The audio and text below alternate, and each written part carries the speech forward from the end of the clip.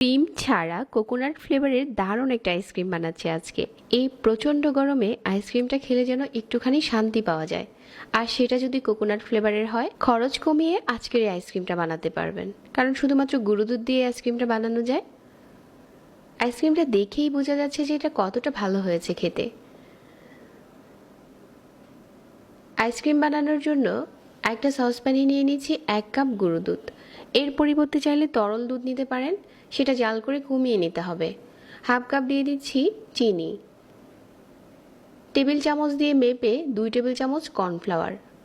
তারপর এই উপকরণগুলোর সাথে মেজারমেন্ট কাপ দিয়ে মেপে একদম 2 কাপ পানি দিতে হবে, এর থেকে বেশি না। এখন একটা হ্যান্ড উইক্স দিয়ে খুব ভালো করে মেশাতে হবে, যাতে গুঁড়া দুধ আর কর্নফ্লাওয়ারের মিশ্রণটা পানির সাথে খুব ভালো করে মিশে যায়। মেশানো হয়ে গেছে, এখন এটা নিয়ে চুলাতে বসিয়ে দিলাম আর মাঝারি আঁচে জাল করতে হবে। আর নাড়া বন্ধ করা যাবে না। এখানে যেহেতু কর্নফ্লাওয়ার দিয়েছি, এই মিশ্রণটা খুব তাড়াতাড়ি ঘন হয়ে যাবে, এজন্য অনবরত নেড়ে এটাকে জাল করে নিতে হবে। নাড়তে নাড়তে একটা সময় দেখা যাবে যে মিশ্রণটা ঘন হতে শুরু করেছে। ঠিক এই পর্যায়ে যখন কয়েকটা বলক এসেছে, চুলা থেকে নামিয়ে নিতে হবে।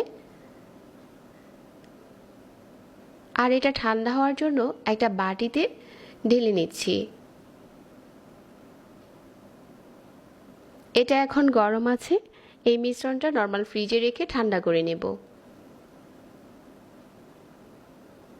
আইসক্রিমের এই মিশ্রণটা এখন পুরোপুরি ঠান্ডা হয়েছে আর অনেকটাই ঘন হয়ে গেছে। এই পর্যায়ে হচ্ছে একটা হ্যান্ড মিক্সার দিয়ে খুব ভালো করে ফেটে নিতে হবে। ফেটে নেওয়ার পর এখানে আমি ফ্রেশ কুড়ানো নারিকেল দিয়ে দিচ্ছি হাফ কাপ। চাইলে নারিকেল আর একটু বাড়িয়ে দিতে পারেন, খেতে আরও বেশি টেস্ট হবে। ভালো করে মিশিয়ে নেওয়ার পর এখানে দিয়ে দিচ্ছি বাদাম কুচি আর দিয়ে দিচ্ছি কিশমিশ। এটা অপশনাল, আপনি চাইলে কিন্তু এটা ভ্যানিলা ফ্লেভারের বানাতে পারেন। ওই ক্ষেত্রে নারিকেলটা না মিশিয়ে অল্প একটু ভ্যানিলা এসেন্স দিয়ে দিলেও হয়ে যাবে। সবগুলো উপকরণ এখন একসাথে করে মিশিয়ে নিয়েছি আর আইসক্রিমটা সেট করার জন্য এরকম একটা কাচের মল্ড নিয়েছি। আপনারা চাইলে যে কোনোভাবে জমাতে পারেন।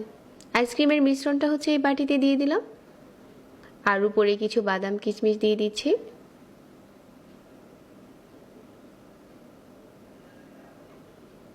আর ফ্লেভারটাও হবে দারুণ, যেহেতু আমি এখানে ফ্রেশ কোকোনাট ব্যবহার করেছি। উপরে কিছু পেস্তা বাদাম কুচিও দিয়ে দিলাম।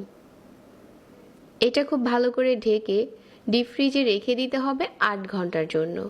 8 ঘন্টা পর আইসক্রিমটা খুব ভালো করেই জমে যাবে। চাইলে কিন্তু যে কোনো বাটি নয়তো বা কাপেও সেট করতে পারেন। আইসক্রিমটা পুরোপুরি জমে গেছে। কোনো প্রকার ক্রিম ছাড়া আপনি এরকম একটা আইসক্রিম বানাতে পারবেন। এখন চলুন একটা আইসক্রিমের স্কুপার দিয়ে উঠিয়ে দেখাচ্ছি। একদম দোকান থেকে কিনে আনা আইসক্রিমের মতো এটা উঠে যাবে আর খেতে দারুণ একটা ফ্লেভার এসেছে। এই গরমে ঠান্ডা ঠান্ডা আইসক্রিম খেতে দারুণ লাগে। একদম কম খরচে বাসায় বানিয়ে নিতে পারেন এরকম একটা কোকোনাট ফ্লেভারের আইসক্রিম। আবার চাইলে এটাকে ভ্যানিলা ফ্লেভারও বানাতে পারেন, শুধু ভ্যানিলা এসেন্সটা অ্যাড করলেই হয়ে যাবে। ওই ক্ষেত্রে কোকোনাটটা স্কিপ করতে পারেন। এরকম করে উঠিয়ে পরিবেশন করে নিয়েছি। এখন লুকটা দেখতে মনে হচ্ছে যে বাইরে থেকে কিনে আনা ঠিক আইসক্রিমের মতো হয়েছে। একদম সহজ উপকরণ দিয়ে আজকের এই আইসক্রিমটা শেয়ার করেছি। রেসিপি ভালো লাগলে পেজ ফলো করে রাখবেন প্রতিনিয়ত নতুন রেসিপির জন্য। সবাইকে ধন্যবাদ জানিয়ে আজকে এখানেই বিদায় নিচ্ছি। আল্লাহ হাফিজ।